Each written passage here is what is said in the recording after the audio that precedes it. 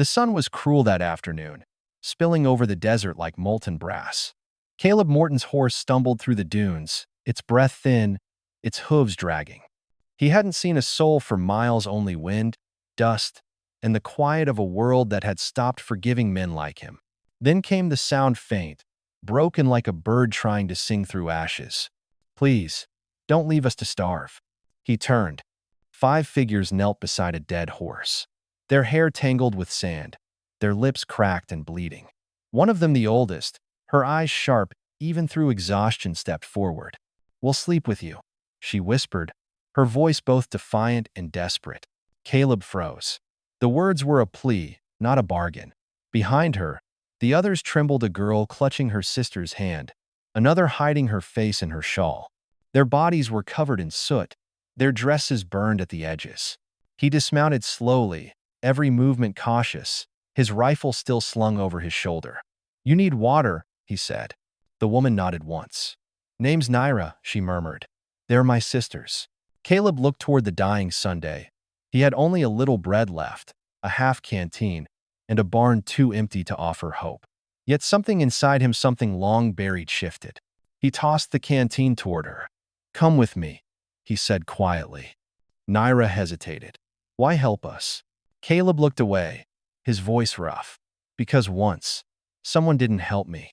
The wind rose, carrying sand and silence. Behind him, the 5 Apache girls gathered their strength, following the stranger who might save them or doom them under a sky as red as blood. Night fell before they reached the ranch. The sky bled into black, and the wind grew colder than bone. Caleb led the horse by its reins, his lantern throwing weak light across the dry path. Behind him, the 5 girls followed in silence, bare feet scraping against the dirt, their shadows swaying like ghosts behind a weary savior. When they reached the barn, Caleb pushed the door open. The smell of hay and rust drifted out. "It ain't much," he said, "but it's dry." Naira guided her sisters inside. Tiva, the quiet one. Lozen, fierce despite the limp in her leg. Kaya, gentle-eyed and trembling. And little Ayoka, barely 16, clutching her blanket like a secret. They sank to the floor, too weak to speak. Caleb found an old tin pot, filled it with water from the trough, and set it over the fire. "You can rest here tonight," he muttered, breaking half a loaf of cornbread into pieces. He laid them out on a wooden board and stepped back. The girls stared at the food as though it might vanish if they blinked. When Naira reached for a piece, she stopped halfway, her hand trembling. "Why?" she asked softly. "Why give what little you have to strangers?" Caleb didn't answer at first. The crackle of the fire filled the gap between them. Finally, he said, "Because once someone turned me away, I still hear the door close." Ahyoka began to cry quietly. Lozen placed an arm around her, whispering words in Apache that sounded like prayers. When the flames settled, Caleb took his coat off and hung it on a nail near the door. "You'll need it more than I will," he said. For the first time, Naira met his eyes, deep brown meeting blue-gray, the color of storm clouds before rain. "Thank you, Caleb Morton," she said, her voice raw but steady. Outside, coyotes howled into the emptiness, but inside that broken barn, something fragile and sacred took its first breath, mercy, given and received under the same tired roof. Morning came, pale and uncertain. The barn creaked as wind slipped through the cracks, carrying the scent of dry sage and dust. Caleb stirred the dying embers in the hearth until the flames woke again. He had just enough cornmeal left to bake one more loaf, thin, rough, barely enough for a man, let alone 6 mouths. Still, he baked. Naira watched from the corner, her sisters huddled close beneath an old blanket. Ahyoka coughed, the sound dry and sharp. Caleb poured water into a tin cup and handed it to her. The girl hesitated, eyes darting toward Naira. When her sister nodded, she drank in trembling sips, tears cutting clean lines through the dust on her cheeks. Caleb tore the bread into 6 uneven pieces and placed them on a wooden plate. "Eat," he said simply. Tiva whispered, "You should eat too." Caleb shook his head. "Had my share of hunger before. I can wait." For a while, the only sound was chewing and the crackle of fire. Then Lozen spoke, her voice low and steady. They burned our camp, killed those who couldn't run. We walked for 3 days. Caleb's hand stilled over the fire. Soldiers? Naira nodded. They said our father broke the treaty. But he didn't. They just wanted our land. Silence pressed between them like another presence. After a while, Caleb rose, adjusting the barn door. You'll stay till you heal, he said. Then you can move on. Naira stood too, her posture proud, even in exhaustion. We'll work, she said firmly. We'll cook, clean, mend fences, anything. He turned to her, and for the first time, a faint, almost forgotten smile touched his face. Then it's a deal. That night, when the fire burned low, Caleb found a folded blanket left beside his door. No note, just a small act of quiet gratitude. He sat down by the hearth, staring into the flickering light, and for the first time in years, the silence didn't feel empty. Outside, the desert wind softened, carrying the faintest hint of rain. By the third day, word had already spread across Dry Hollow. Caleb Morton's taken in Apache girls, someone muttered at the general store. 5 of them, found half dead in the desert. The whispers grew with each retelling, first pity, then suspicion, then anger. Out here, mercy was often mistaken for treason. Back at the ranch, Caleb was mending the corral fence when he saw 2 riders approaching through the dusk, Sheriff Boyd and a man in a blue army coat. The soldier's eyes were cold, scanning the land like a hawk searching for prey. "Morning, Caleb," the sheriff said, voice too casual. "Heard you've been playing nurse." Caleb didn't stop hammering. "Found some folks starving, gave them food. That's all." The soldier spat into the dirt. "Those folks burned Fort Silver last winter. If they're still alive, they're fugitives." Caleb's jaw tightened. "They're just girls." "Girls can carry knives too," the soldier said, stepping closer. Inside the barn, Naira listened, her hand gripping the edge of the door. She could hear every word, the threat behind the drawl, the creak of boots on wood. Lozen whispered, "We should run." Naira shook her head. "He helped us. We won't abandon him." The soldier moved to enter the barn, but Caleb blocked the door. "They're sick. You step in, you'll scare them half to death." Boyd frowned. "Don't make this harder than it has to be, Caleb. You know what the folks in town think." Caleb looked from one man to the other. "Let them think what they want. My land, my rules." The soldier sneered. "You always did have a death wish." They left soon after, their horses kicking up red dust that lingered long after they were gone. That night, Caleb sat by the fire while the girls mended torn clothes in silence. He noticed the symbol burned into Naira's necklace, a small sun card from bone. "That mark," he said quietly. "What is it?" Naira hesitated, then lifted her chin. "It's my father's crest, Chief Koa of the Red Mesa." Caleb froze. The name hit like a bullet. Chief Koa, the Apache leader who'd fought the army to a standstill 2 years ago. He looked at her differently now, not with fear, but with a heavy knowing. "You're the reason they're hunting." She met his eyes without flinching. "We're the reason they're still afraid." Outside, thunder rumbled in the distance, low and slow. The rain hadn't come yet, but the air already carried the scent of storm, the kind that could wash away tracks or drown them all. The rain finally came, soft at first, then heavy enough to drum against the tin roof of the barn. Water leaked through old cracks, pooling in corners where dust had once ruled. The storm drove away the scent of fear, at least for a while. When morning returned, the world was washed clean, the kind of clean that makes a man believe in second chances. Caleb stepped outside, boots sinking into the wet earth. Behind him, the barn door creaked, and Naira appeared, shawl wrapped tight around her shoulders. "We can help," she said. "You gave us shelter. Now let us give something back." At first, he refused. But Naira's stare held steady, not pleading, not fragile, just certain. So he nodded. By noon, the girls were scattered across the ranch like sunlight breaking through storm clouds. Tiva patched the roof with steady hands. Lozen split wood with surprising strength, every swing precise. Kaya sorted what was left of the supplies, counting each grain of corn. Ahioka hummed softly as she swept the barn floor, her melody rising above the wind like a prayer too young to die. Caleb worked beside them, his voice gruff but softer than it had been in years. That fence needs mending, he told Lozen. You hold it steady. I'll nail it. She smirked. You trust an Apache with a hammer? He gave her a rare half-smile. Trust anyone who knows how to use one. That evening, they gathered by the fire outside the barn. Loaves of cornbread baked on a flat stone. Steam rose from a pot of bean stew that smelled of something almost forgotten home. Caleb watched as Naira brushed a strand of hair from her sister's face. The way she moved, calm and deliberate, reminded him of his late wife before sickness had taken her. He caught himself staring and turned away, ashamed of the thought.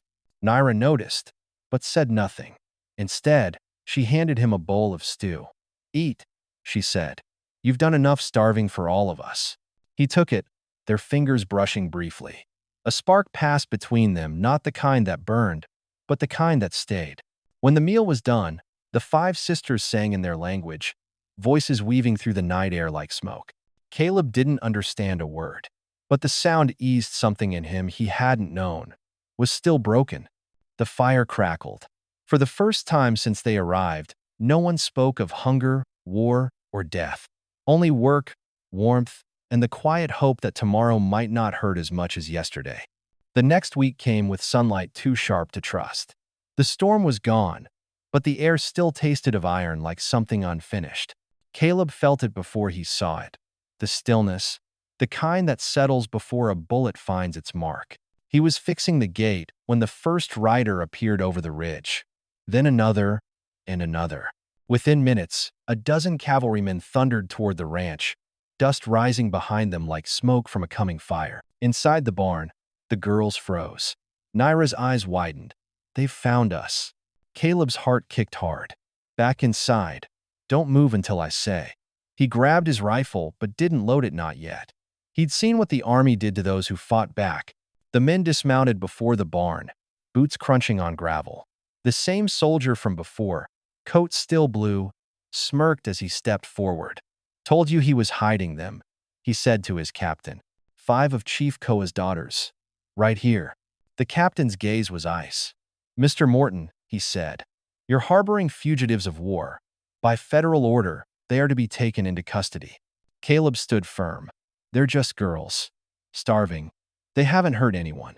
That's not your call, the captain replied coldly. Step aside. He didn't. The blow came fast. The soldier's rifle butt slammed into his stomach, sending him to his knees. Naira screamed, rushing forward, but Lozen caught her arm. Don't. 2 soldiers stormed the barn, dragging the sisters out one by one. Ahioka cried out as rough hands tore her shawl. Tiva kicked and bit, earning a slap that split her lip. Kaya tried to shield her with her own body. Caleb forced himself up, gasping. Stop! They're under my protection. The captain turned, disgust curling his mouth. You think your word means something, rancher? I think decency does. Caleb spat. That earned him another blow, this time across the face. Blood sprayed the dust. Naira tore free from the soldier's grip and threw herself between them, arms wide. Enough.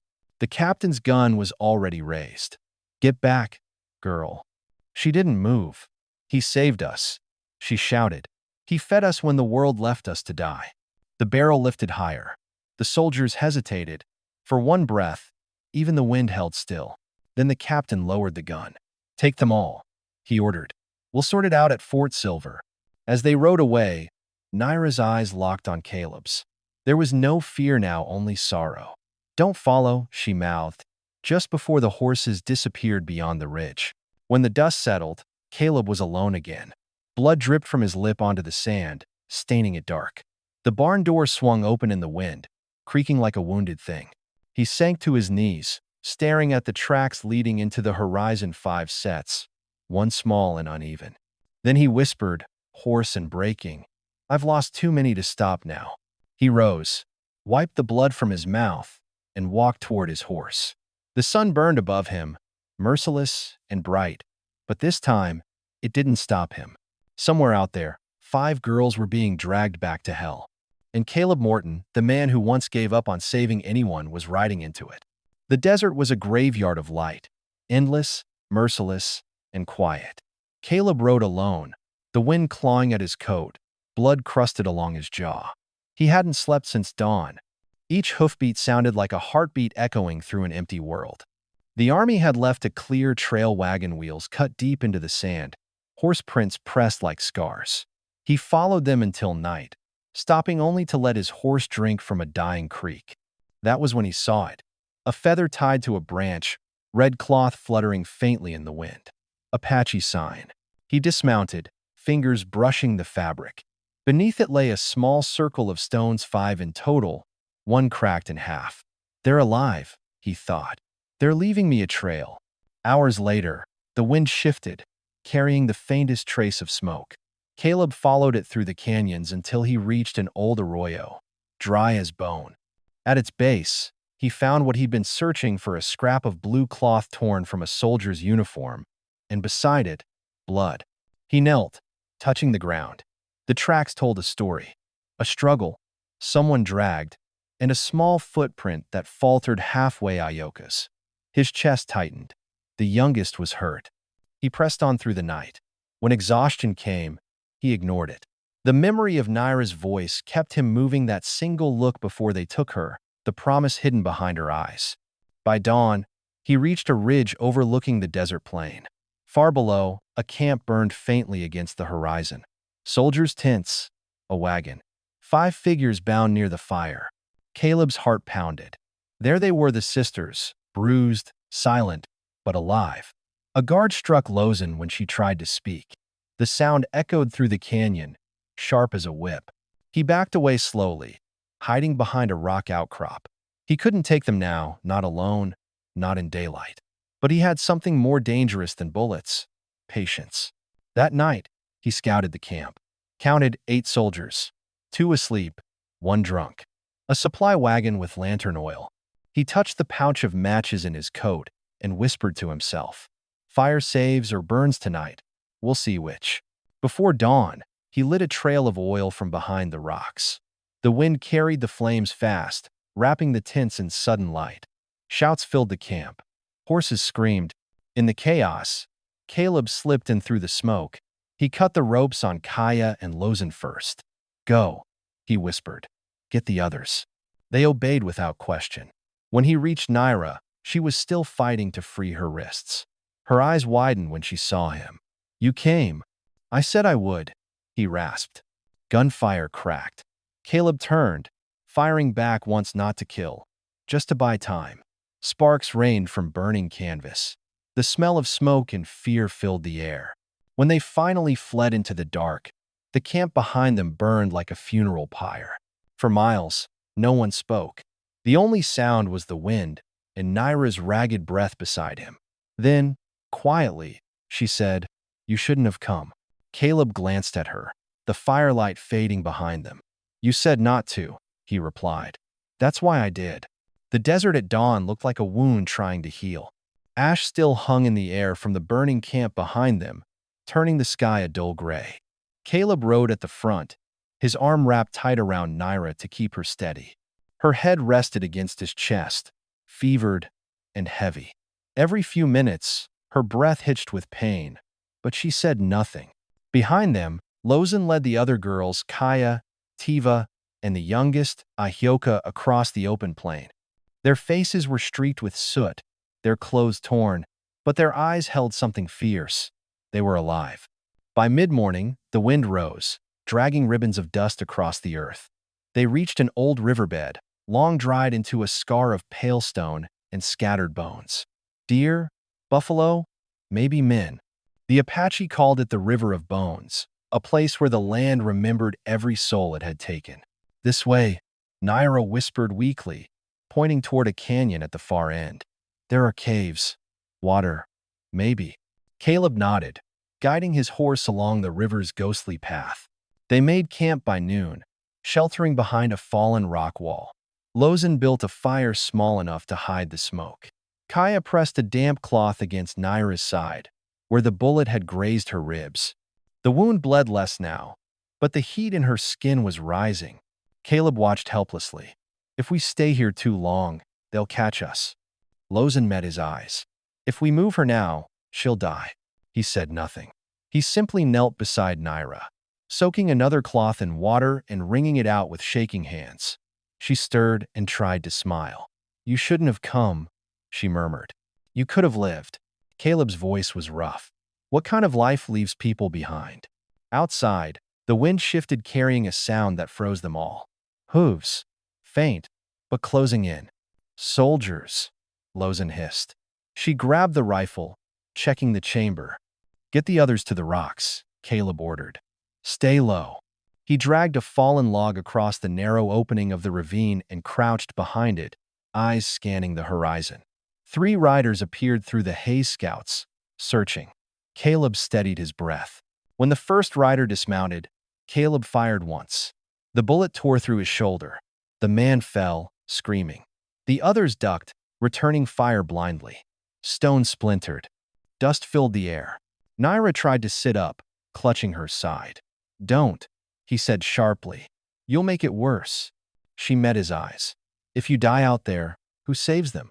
The second shot hit the log near his face, sending splinters into his skin. Caleb cursed, ducking low. Lozen slid beside him, jaw set. "2 left," she said. "You take the right," he answered. Together, they fired 1 shot, 2, and the ridge fell silent. Only the echo remained, rolling through the canyon like thunder. But then came another sound. More hooves, dozens. Reinforcements. "Go," Caleb shouted. "Take Naira and run." Kaya and Tiva lifted her between them, half carrying, half dragging her deeper into the canyon.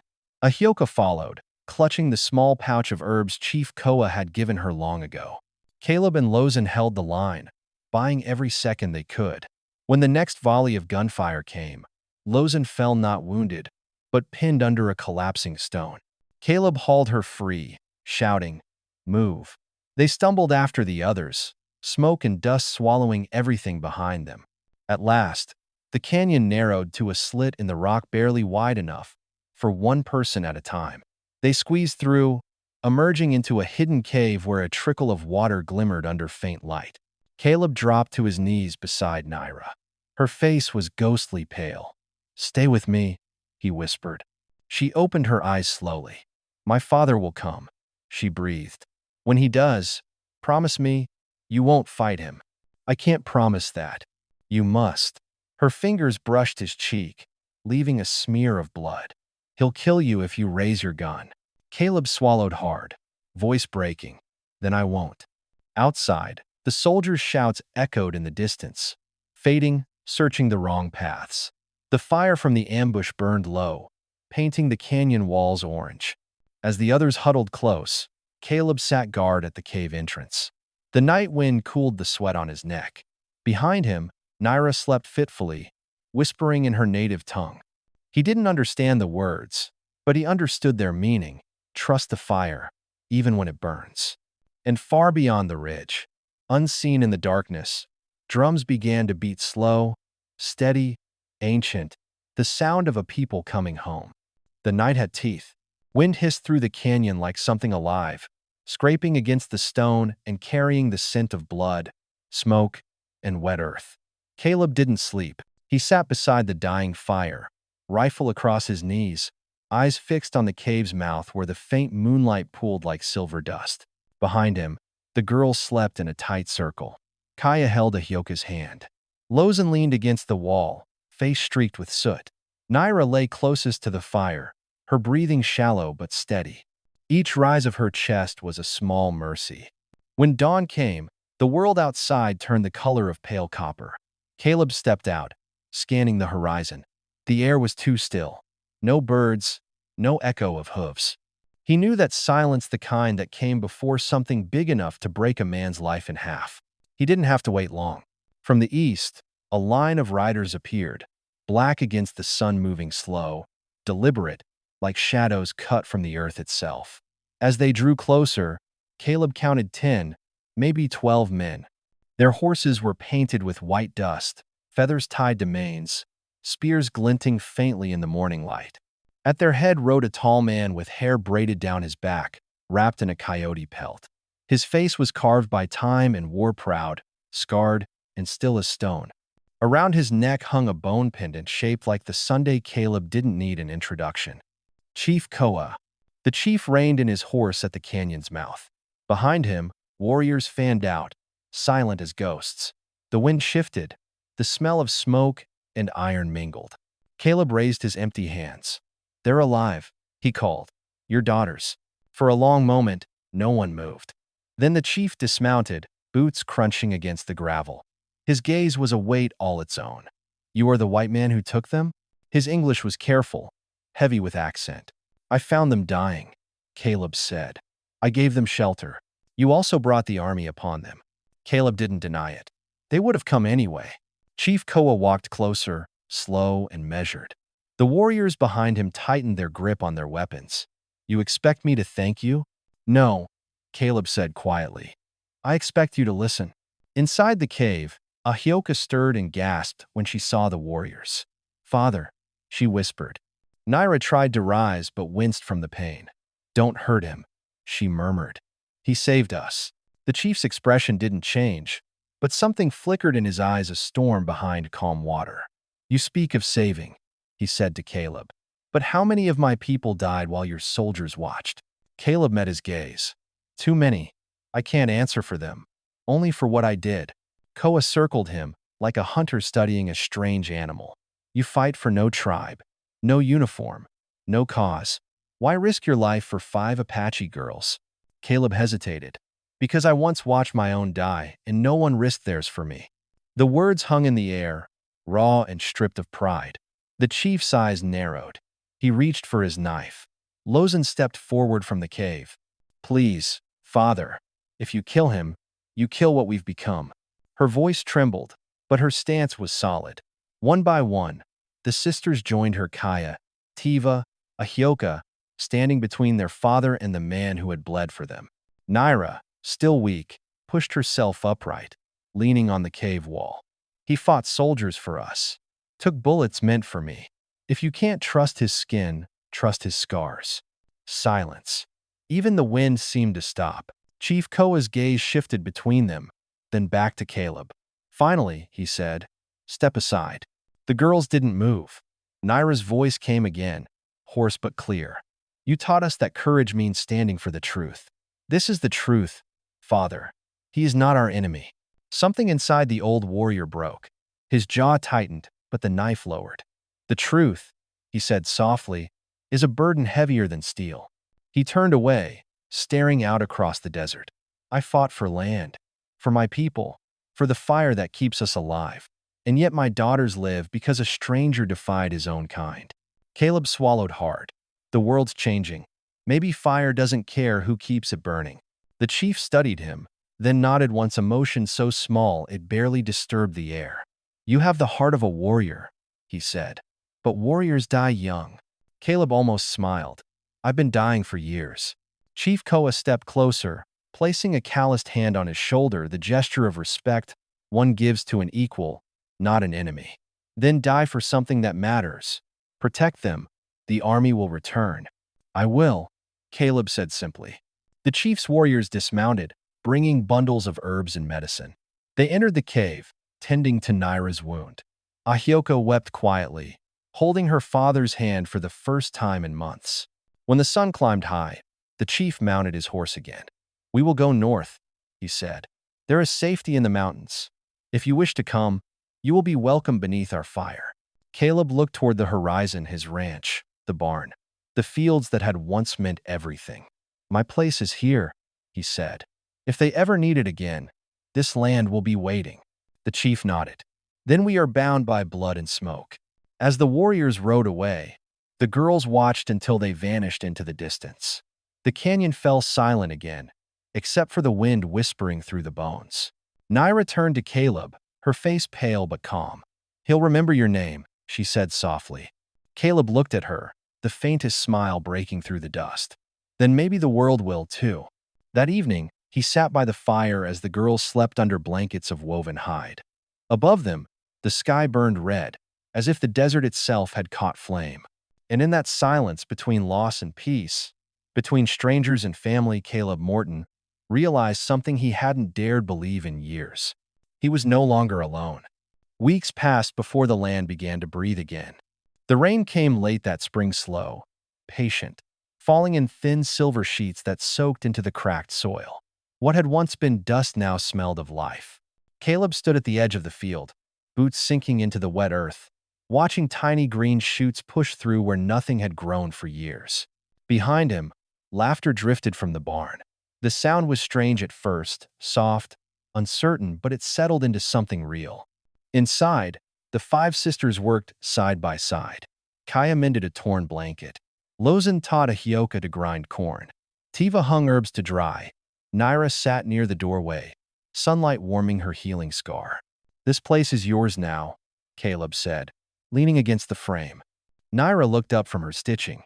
"Ours," she corrected gently. Outside, the wind carried the smell of cooking beans and smoke from a small fire pit. The once empty ranch had become something else, not a sanctuary, not quite a home, but a promise. At sunset, they gathered around the table Caleb had built from old fence boards. He filled each bowl with stew, rough but hearty, and for the first time, everyone ate until they were full. The silence between them was not fear anymore. It was peace. As the evening cooled, Lozan began to hum, and Ahioka joined her with a soft voice that trembled like the flame of the lantern. Naira's eyes met Caleb's across the table. "When we found you," she said, "we thought you'd turn us away." He shook his head. "I nearly did." "What changed your mind?" He smiled faintly. "The way you looked at me like I wasn't a ghost." Naira reached across the table, her hand brushing his. It was a small touch, but it carried the weight of everything they'd survived: hunger, fear, exile, and the long road back to hope. Later that night, Caleb walked outside alone. The stars burned cold above the desert, and the sound of quiet breathing came from inside the barn. He looked toward the field's rows of young corn swaying under moonlight and felt something in his chest loosen. For the first time in years, the land was no longer dead, and neither was he. The year turned quietly, as if even time itself had learned to walk softer over this land. The war was gone from the hills, though its ghosts still lingered in the wind. But at Caleb Morton's ranch, the one people once called cursed ground life had found its way back. Corn stood tall in rows of gold. The fences were whole again. The barn, once a place of blood and silence, now smelled of smoke, bread, and laughter. At dusk, the horizon glowed red as an ember, and the voices of 5 women rose with the wind songs in a language the desert had almost forgotten. Naira's wound had long healed, though a faint scar traced her ribs like a reminder of how close she'd come to dying. She moved easily now, her hair braided with beads that caught the firelight. When she smiled, it was not out of gratitude anymore but belonging. That evening, they built a large fire near the riverbed. It had been exactly 1 year since the night of the escape, 1 year since the river of bones became the river of their survival. Caleb gathered fallen wood, Lozan shaped the stones into a circle, and Kaya brought herbs from the field. When the fire bloomed, the scent of sage drifted through the night air. They ate together, telling stories between laughter and silence. Ahioka passed Caleb a bowl of corn stew and said, "You never told us what you prayed for that night." Caleb chuckled softly. "I don't pray much." Naira looked at him. "You did then. I heard you whisper." He stared into the flames, remembering the sound of hooves, gunfire, and her voice telling him not to fight. "I prayed," he said slowly, "that the fire wouldn't take what little mercy I had left." The sisters fell quiet. The only sound was the crackle of the wood and the night wind sighing through the corral. After a while, Lozan spoke. "My father sent word. The northern tribes are safe. They call this valley the place where fire forgave." Caleb smiled faintly. "That's too kind a name for this hard land." Naira shook her head. "Maybe not. Fire can destroy, but it can also give life." She picked up a branch and stirred the embers. Sparks leapt upward, scattering into the dark like stars finding their way home. "When you found us," she said softly, "I thought I was ready to die. But you didn't see broken people. You saw hunger, and you fed it." Caleb didn't answer right away. He watched the flames reflect in her eyes. "Maybe that's all any of us are," he murmured. "Hungry souls trying to find someone who won't turn away." The fire burned low. The girls began to sing the same lullaby they had once hummed in the barn when fear ruled the nights. The melody rose slow and gentle, echoing off the canyon walls. Caleb closed his eyes. For the first time in a long life, the sound didn't hurt. When the song ended, Naira leaned closer, her voice barely above a whisper. "You once said you'd lost your family." He nodded. She smiled, a small, steady smile that seemed to warm the night itself. "Then you found another." Caleb looked around, 5 faces glowing in the light. A home that had grown from ruin, a land that breathed again. He felt something tighten in his chest, but it wasn't sorrow anymore.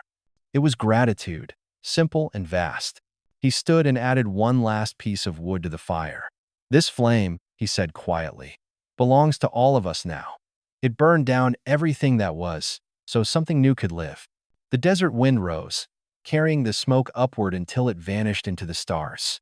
The sisters watched, silent, their faces calm. And as the embers died, Caleb Morton whispered to the night, "If mercy is a sin, then let it be the only one I ever repeat." Far beyond the ridge, the coyotes sang, not mourning this time, but keeping watch. The ranch slept under the wide, forgiving sky, and the fire they shared burned quietly in every heart that still believed redemption was possible.